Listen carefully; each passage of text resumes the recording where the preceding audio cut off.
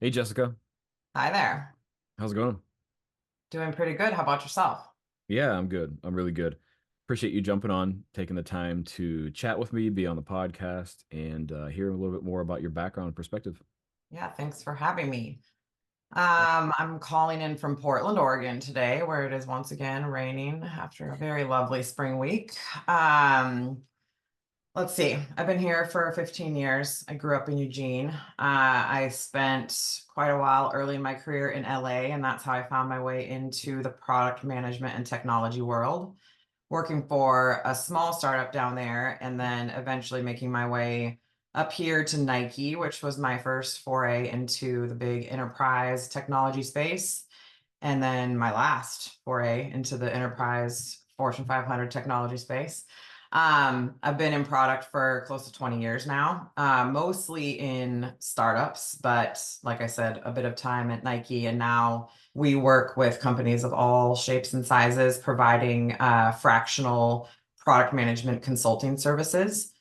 So we go in and do everything from, advisory hours to early stage startups looking to figure out kind of how to do any sort of product, to developing their first product strategy or roadmap, all the way up to large companies looking to do, a full turnaround of kind of a struggling product org, or a pivot of their product strategy, or gap coverage for someone going on parental leave. So kind of anything in that product realm that they're struggling with or that they have a gap with. So that was born out of seeing a lot of struggling product orgs over the course of my career and kind of being almost beat up in different ways in-house as a PM, and seeing it done so differently in so many orgs. Sometimes you're a glorified project manager, other times you're brought on and you're just kind of an order taker, even though you're supposed to be empowered to be really driving that strategy and listening to customers and acting on their behalf, but really it's a top down situation and you have no power to do any of that or use that feedback to enable change in the product. Um, Hmm. and it's really a misunderstood discipline. And so the product consult, was created to give PMs a better way to work more flexibly and kind of under some of their own terms, bring that expertise to companies, that need it, but also to kind of shine that light for companies that need the help in a way that, we provide the expertise. What they do with it is up to them, but we're there to provide it. We're there to provide the help, and ultimately, at the end of the day, we can kind of go home and know that we did our work and that, we provided the expertise, and that we can sleep a little bit better at night and not feel quite so stressed. And so it's really kind of a win-win. Yeah, that's a little bit about kind of me and what we're doing and all the things. Awesome. Appreciate that background. I usually ask, you went right into it, which is helpful because I think, if somebody hasn't already heard of you or followed your work or anything like that, it's always helpful to kind of know somebody's perspective before we jump into a conversation. And one of the things that I'm really glad you brought up, because I actually had in the back of my mind to ask you, is product manager. And you even said it yourself. Sometimes you're a glorified project manager, sometimes you're like the owner of it all. And then there's everything in between. I would love to, hear a little bit more on, also like your experience with that, your personal experience with that, but then also kind of what you're seeing, and is that changing? Is it maturing, or is it still really, really diverse depending on where you go on what product manager means? Um, Both, if that's even possible. I mean, I definitely think it's come a long way, right? So it's better understood in general terms, right? More people know what it is. There is more product out there. More companies have a product function in the traditional sense, which I use air quotes because it's still kind of not very well understood. So, more companies know product, more companies have product orgs, but it still really varies, depending on the maturity of the company, the maturity of the product, how they utilize product or how it's defined within that org can really vary. A product org at Meta is going to look really different than a product org at a pre-seed startup or a Series A startup, right? a product manager from an enterprise company is not going to do as well if they go to a small startup and have never worked in that environment before, or vice versa, right? Because they're going to be used to a very different set of functions and process and timelines and resources than the alternative or the other situation. So it's really not a one size fits all thing. It's very nuanced depending upon the environment, size, stage, etc. So I think that also goes for how people understand it and how you apply those methodologies. People often are like, product is a science, you have to learn the methods, the process. That's true, but it's more of an art. I would argue all day long that it's the art that makes you a good PM or a great PM. You can't take a methodology and apply it equally everywhere. You have to take the context of where you are and all the factors that make this situation what it is and draw out the relevant things from a methodology or a process or a situation and apply those relevant things to this situation to make it work. You can't put a blanket process over this because what worked here is not necessarily going to work here. So that's the art, and it's the relationships, and it's talking to the people that are there and looking at that situation and how this is going to work and applying it correctly. And that's how the art piece of it comes into play. So that's the nuance. And I think that's why it still has a long way to go, and it's gotten better, but it's still really hard. And that's why it's just still kind of one of those misunderstood things, or it's just still a really hard discipline to get right. Yeah. Couple reactions I have to that. One, it's really interesting. It's almost a martial arts reference. Like it's like Jeet Kune Do, right? Like all of these different martial arts, but like take what is useful, disregard what isn't, and apply your own technique to that situationally dependent. And it almost sounds as if product managers need to know, or like, good product managers should have that awareness or will have that awareness to apply what works and what doesn't. Again, kind of Mm, going back to almost a martial arts reference. Uh, Fighting different styles, for example, require yeah. different approaches and techniques, right? And it's kind of the same thing. It sounds like what you're suggesting is it's the same thing for any good product manager. Yeah. It's just context and it's relevance, right? You can't just take the same thing and apply it the same way everywhere. Like you got to look at the factors in each Mhm. situation and just pick out the Mhm. parts that are the most relevant to that. Yeah. And people, you can't take the same communication style and expect that it's going to work for every person that you meet, right? You can't go like if you have a super busy CEO that needs an update, you can't give him a 3 hour detailed, you know, version, right? You're going to need to give the Cliffs notes with the highlights and the one thing you need an answer on that day, right? You're not going to give everything because they're going to be like, come on, come on, come on, I got to go. If you have the finance person over here, you're going to need to give the version that has the numbers that they care about and right? Like so it's the same kind of thing. You got to pick out the relevant things for that time for that person and kind of right size it. So same is true for product. Yeah, for sure. And I want to go back to something else that you said. It's going to be that's going to look a lot different if you're in a startup, maybe a scaling startup, as opposed to you said something like Meta. Just for folks who maybe haven't had those roles before, I'm curious, how would you describe the difference between those two and the kind of like skills and approach you might need to bring to each one of those situations? Well, in one, you're going to have like a person in a role for every single part of what you might need, right? At like a Meta, you're going to have data analysts, business analysts, you're going to have finance, you're going to have architecture, you're going to have, data and project management and product management and, QA and you're literally going to have like people endlessly, which might be a good thing. It might also make everything way slower because you have so many more cooks in the kitchen at every little part of every process that you have to involve. At a small startup, you're going to be really lean and really scrappy. You might have one engineer. You might not have any QA. You surely don't have a data team. You might not even have any data to work with at that point. And you're guessing, you're making educated assumptions. You know, you have no user research. You have no project manager, surely you might have one exact, I mean, you just have like no people. You're super lean, you're super scrappy, you're working with very, very little in order to get there. You're moving very quickly. So it's just a really different set of circumstances and resources that you have to work with. And so, you get things done very differently at a very different pace, and you need to be comfortable with a lot of unknowns and with being very proactive on your own and finding, information in different ways and, seeking information in different places. I think you have to be a lot more resourceful.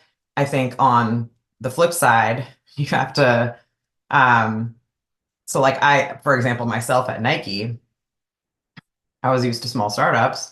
I went to Nike and they wanted to move really fast. And I was like, I'm really bored. I feel like we're moving really slow. And I'm just kind of sitting here waiting for people all the time because meetings were required to make decisions, to share information with people.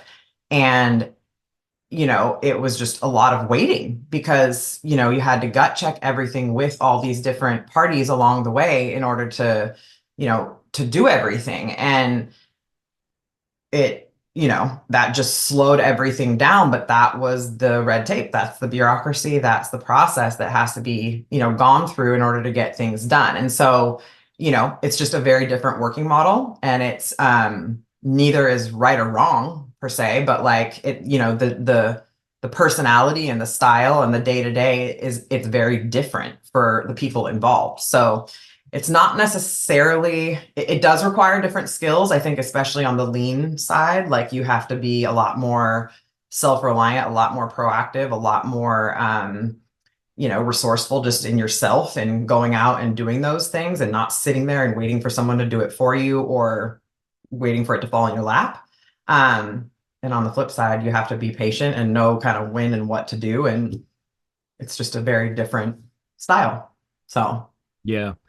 It sounds like the big thing that really changes is your style and approach to communication and working with other people. Because I mean, a lot of what will probably make you successful as a product manager in either situation is very similar, but your approach to it, your communication style, and definitely the speed at which you do those things is probably going to change a lot. definitely. And I'm definitely not knocking like large company PMs. It just wasn't for me. And I've only done it really the few years that I was at Nike. And I know a lot of people do very well in those environments. But it was not my jam. I like the scrappy. I like getting my hands dirty and getting into all the stuff and like being all over the place. So that was definitely more my speed. So I just ran back that direction and never looked back. But yeah, I mean, I think there's tons of folks that love and do super well in that. And yeah, so it's just it's really just that I think a lot of companies are like, oh, we're going to do great. We're a small startup and we hired this PM from this big company, and we're so excited to have somebody with this type of history on their resume. And then they wonder why it doesn't work out. And it's very clear, I think, to me at least, why it doesn't work out, because there wasn't any of the experience that they really needed in that person's background. And if you only have the one type and then you go to a very different scenario and you don't know what to expect, then it's a really challenging switch. And so I think that's something to always look for when you are making that change. Totally. Culture matters a lot. People, there's not necessarily a way to design culture. It kind of just happens, I think. But yeah, a really important point that you just brought up there too, because somebody who may have that great experience at a very successful company, that's not a one-to-one translation. And it actually, I don't think it matters if it's a product role, if it's a UX, if it's a design role, if it's a research role. Those cultures are very, very different. And somebody, as you said, might thrive, might love that. They come into this and they feel like they got, dropped out of a helicopter. Well, It's and a very different product, feeling. totally. And product at small startups can be really lonely too. Like if you're coming from a big team and you get dropped in and you're like on an island and you're the only one, like especially if you're first hire situation at one of those small startups, you have no support. You have nobody to commiserate with when it is hard. and you literally are the only product person. Maybe you have a designer UX person, like fractionally, maybe you have a dev, maybe they're offshore. Like you're kind of literally like by yourself and nobody is there that gets it. And you have a non-technical founder and you're literally fighting the battle kind of by yourself, and it can feel real lonely sometimes. So yeah, it can be a kind of a rude awakening at times. So there's lots of ways that can go wrong, but yeah, it's hard. Yeah, definitely. Well, a couple things I want to ask you because you referenced this early on, and I love when somebody talks about product strategy. I love it because it's my background and I'm very interested in it, but then also I love it because everybody has a slightly different definition of that. And so I have to ask you, what is product strategy? So I believe that product strategy is sort of a subset of the overall company and business strategy that drives and anchors the product roadmap. So ultimately, there's never a shortage of ideas of new things to work on a product. How do we anchor and prioritize what it is that we're going to work on a given sprint, on a given day, week, month? And the product strategy, or how we set our goals, is what does that. So if overall the business is trying to achieve X, Y, and Z in a given 1, 3, 5 year plan, the product strategy is a derivative of that, and we set our goals and our metrics and our OKRs and all of our things around that product strategy. And then every idea, every new feature, every new initiative that we are going to work on that product is a derivative and is stacked against or prioritized against that product strategy. So we work with a lot of companies that don't have one. And they have a roadmap and they have all these ideas coming in all the time and they're just all over the place and they don't roll up to anything. And, they just throw them on the roadmap in random spots, and then they develop them and they release them and then they try to measure them and it's not against anything. And so then they try to measure the performance of their team or their teammates or any of that. And it's just kind of all like guesswork, and there's nothing to measure it against. And so really, it's that kind of North Star that drives all that we do and then gives us that North Star to measure it back against. Were we successful? How, are our users happy? Is our product growing? Is it performing how we thought it would? Is it contributing to the business the way that it should? All of those things. Yeah, love that. What's your definition of it? I'm curious. Never had somebody come back at me and say, "Well, yeah, well, what's you?" Well, I don't know if I explain it the way people expect. Like, I think Yeah, everybody, I mean, I could also just like read out of a textbook answer kind of thing, but I yeah. also try to explain it in terms like my parents have been asking me what I do for like 20 years, Mhm. right? And like I Yeah. still don't think they could answer the question. So like I You always ask people how they explain product totally, strategy. totally. I think all of us, that's actually a very relatable point. A lot of us that are, and I'm making some assumptions, we're around the similar age, have been working and doing this, and it's still new enough where like our parents, our grandparents have no idea what language we're even Yeah. speaking. So Yeah. that's a very relatable point. Yeah. They Uh, asked me again literally like 2 days ago. And my mom was right. like, "You've been doing this for almost 10 years now, right?" I was like, "Mom, it's going to be about 20 Yeah. years now." And I'm guessing you're asking me again to explain it to you now. And tonight's not the night, Mom. Yeah. Like, it was Mine, hilarious. mine always just says something with computers, Mhm. and that's about She where it did. stops. She goes, "I know it's an online thing." And I was like, "Oh Hmm. boy." Hmm. Totally.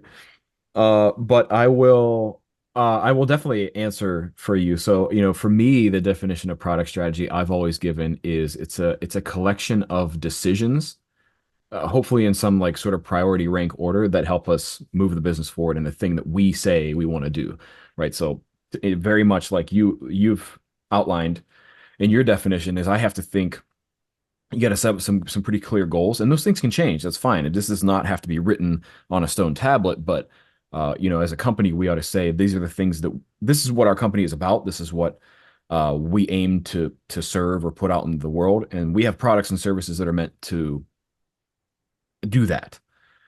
So when you have that, then product strategy is literally a set of decisions and actions that you're going to take to help make that thing to ultimately funnel up to that goal. That's Mhm. pretty broad, and you can get into sort of different zoom levels of that. Mhm. But to me, it's always been about like really good decision making. The prioritization of that matters. Now, there's ways to do that. Me coming from sort of a UX and research background, that's been the way really sort of fine tune those prioritizations because I think things can get very quickly out of whack. Let's say you're really great as a business at being having really clearly defined goals. That's great. Lots of people aren't. But if you're really good at that only and you're not good at learning from your customers and balancing those goals, you're only going to do the things that you can monetize. You're only going to do the things that sell, but nobody may care about them, right? And so it's kind of playing this balance game between those things, and that's to me always been what a good product strategy is. Yeah, definitely. Yeah. Makes sense. As you were describing yours too, I had this like picture in my head of a company being like an octopus with all its arms, basically trying to pull itself in all these different directions, but going nowhere.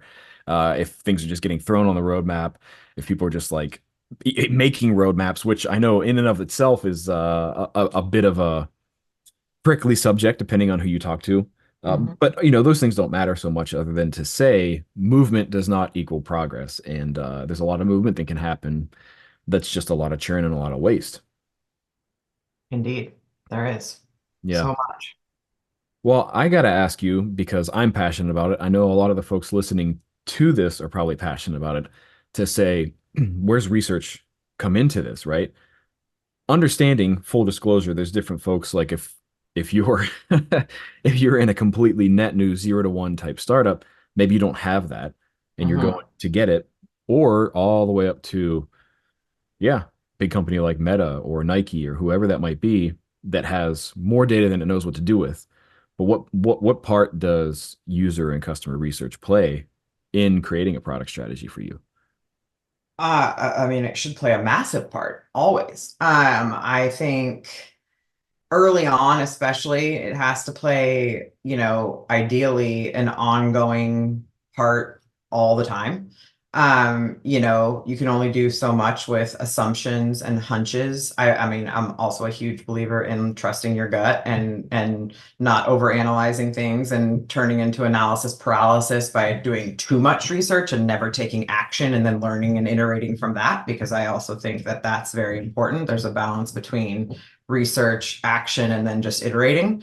Um, but yeah, I mean, I think that you can trust your gut, you can do things, and then you can learn, and then you can keep going. But I think doing research, validating assumptions is obviously very critical. I think there's also a lot of stigma around research where a lot of executives and founders tend to hear discovery or they hear research and they automatically think it's going to take forever, right? Or it's going to slow us down. Like for some reason, it invokes this fear of just it's going to be slow. And so I think like one thing we work really hard to do is dispel that myth by Mm. always saying, don't worry, discovery can be really quick. Discovery can take 20 minutes. It can be like me Yeah. pulling a couple data points and, Googling a few things to look for some supporting data. Or it can be 6 months of deep, deep research on very complex topics, right? Like, so we always try to really educate on that, like upfront, uh, because we see that a lot. So I think it's super important. We do a lot of customer research with lots of our clients. I also think it's really important because we encounter a lot of founders, especially, that just want the shiny object answer to their product situation, whatever it may be. They've got a successful product, but it's just been kind of growing like this and not like this, or they just whatever the situation is. They can't quite crack the nut the way that they want to. And they know they've done research in the past, they know roughly like how their customers feel, and they just quite can't quite get it to the next level.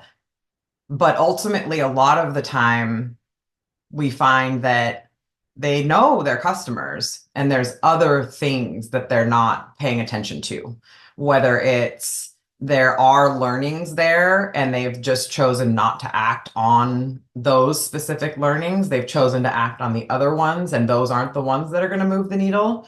Or there's a bunch of small learnings that they could be acting on that would collectively move the needle quite a bit, but they've been looking for the big ones that aren't actually there.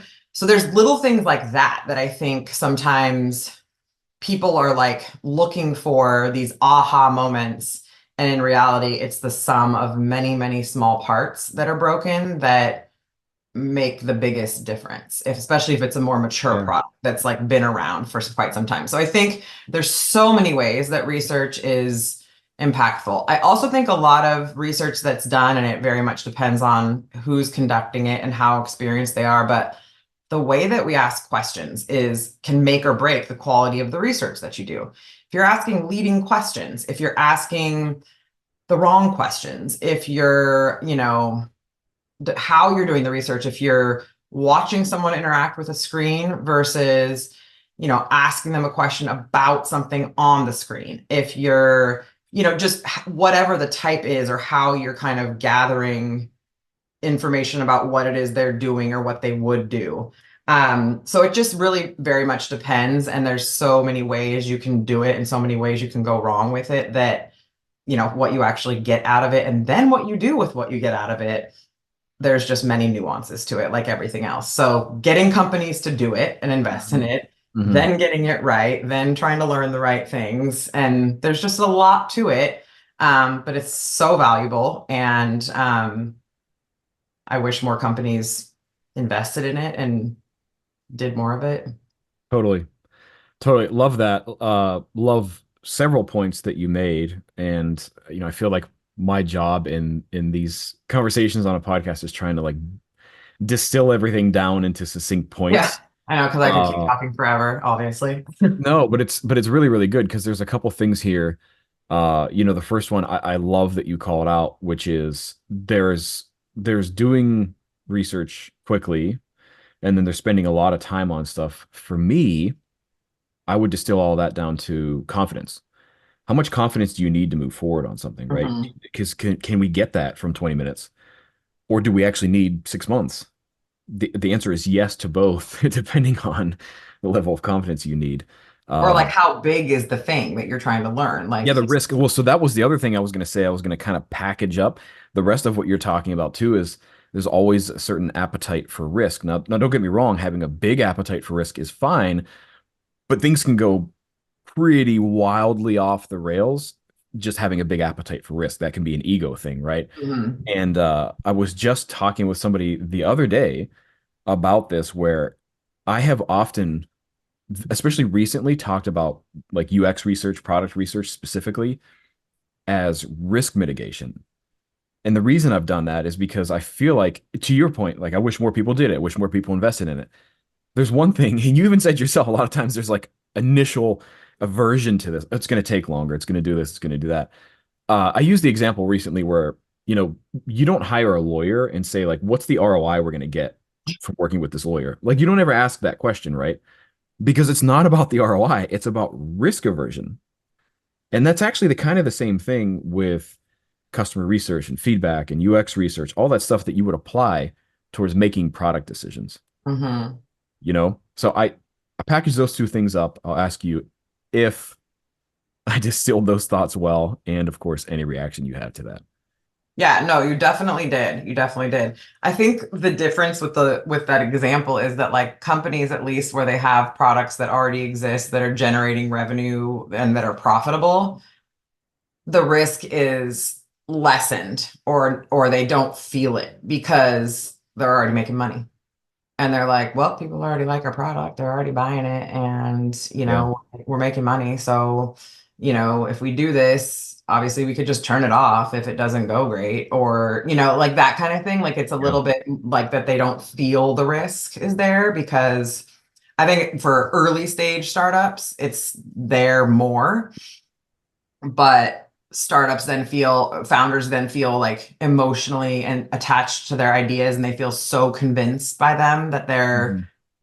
they're driven and they're so focused and short-sighted is totally the wrong word here, and I'm looking for a different word, but they're just determined. They feel passionately convinced that the idea is amazing and surely going to be successful, and that's why they're the founder of this product or this business. So yeah, it's a kind of a double-edged sword. I don't know. The something you just said there, especially about like an early stage founder as opposed to an established company. Mhm. Actually, two things that came to mind that you already brought up. One is, I think, communication style for each one of those, especially when talking about research's importance and its application to there matters. So your Yeah. communication style on one end, as opposed to the other, should change and adapt. But the second thing is really interestingly. So I actually gave a talk about this of like how to convince people that your ideas are great, right? Like your decisions are great. And it's clickbaity title because it's not actually that. It's about understanding that person's motivations. And so with an early stage founder, which I have been, um, yes, you have full conviction that your vision and your idea for that is the right thing. But I think the conversation to have there isn't so much that no, you're wrong because it's never going to be met well, but rather, yeah, that's why we're all here. We're just trying to figure out the right way to execute on that because there's all these different ways to execute on it. And as with life, we might be surprised on the best way of moving forward there, and it's probably something we didn't see, and we just want to help understand the right way of executing your brilliant My vision. clickbait title to that is, but will anyone pay for it? Like that, because this is literally like, I used to work in a couple creative agencies. So I have lots of creative director friends who are geniuses, truly. Like, I mean, some of the pitches that I have seen recently from these women are not only hysterical and amazing and beautiful, but just really, really wonderful. But then you hit a point where you're like, okay, but will anyone actually buy this? Like, it truly is genius. It's funny, it's catchy, it's gorgeous, it's all these things. But will Yep. they? How do we monetize it? Like, how can we monetize this thing? Now you have to take this from this gorgeous pitch deck to I'm sitting in a room with an investor and they're going to tear us apart. Like, how do you monetize this, right? So Yeah. that's the flip side. It's like, how do you take this from gorgeous creative brand, catchy idea to hell yeah, I'm entering my credit card info. Yep. Let's and so it's the same exact kind of thing. It's like, how do you take this and do a little bit of like price test research and do that in a way that you don't have to build out prototype that costs a bunch of money, or do something where you can create something testable that's meaningful enough that you can do the research and do that in a way to get enough data to move forward in a way that you feel confident about and reduce Totally. your risk. So Totally. Rubber meet road. That's exactly. right. And so interestingly enough, I actually and I'm biased for sure, but I think that's exactly where UX research comes in because okay, let's sell this grand vision. There's nothing wrong with that. We all know the power of storytelling, especially to get to build alignment and motivate people. That's all great and super important. But product research is often very founded in existing behavior. Exactly. That's the first place you can go, right? Is somebody who has those skills and doing that work to say, well, what's the behavior we know and we can learn about today that matches up to say that aligns with that vision, and now let's figure out how to execute on it, right? Exactly. Okay, so zoom a little bit out once we've got this product strategy that is hopefully informed by something we learned. How do we start prioritizing that stuff? I hesitate to say create a roadmap because again, not everybody does that. And frankly, not everybody probably should do that. But we've got ideally a pretty clear set of goals, what we're trying to do as a company. big or small. We have an idea of all these different decisions we can make. What next? I think you got to look at where you are and where you want to go. Do we have an existing backlog? Do we have stuff in flight? Do we have bugs we know exist? Do we have requests that have come in from customers or from stakeholders? Do we have ideas that have been floating around from the internal team or from the founder, the existing PMs, depending on the stage of the company, the size of the team, et cetera. I'm guessing there's stuff floating around in all sorts of, form, email, notes, whatever, right? Slack. So in some semblance, there's a roadmap or backlog existing in the universe, all over the place. It's just a matter of documenting it however they choose to do so. So if whether or not you have a Jira instance, personally, and I don't have any official affiliation with Atlassian or Confluence or Jira of any sort, but I quite like Jira Product Discovery and the road mapping tools and the way that it links now into all the ticketing and epics and all the things. We're moving many of our clients onto it because it actually is a pretty useful tool. So especially if you're already using Jira to manage sprints and things like that. So big fan, but being able to just create that as just a list with epic level ideas and then breaking that down into feature level tickets and everything like that.